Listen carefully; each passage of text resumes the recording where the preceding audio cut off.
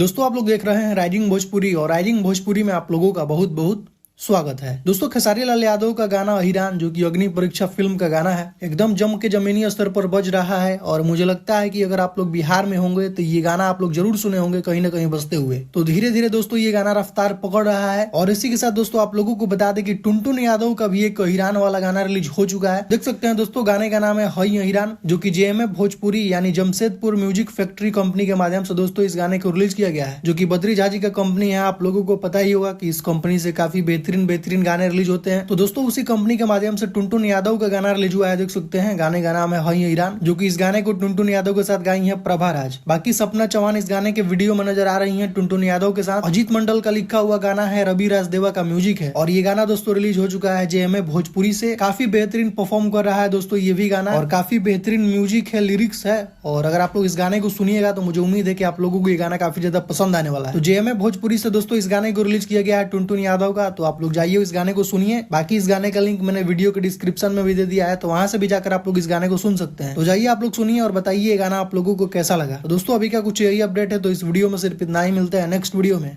Thank you so much.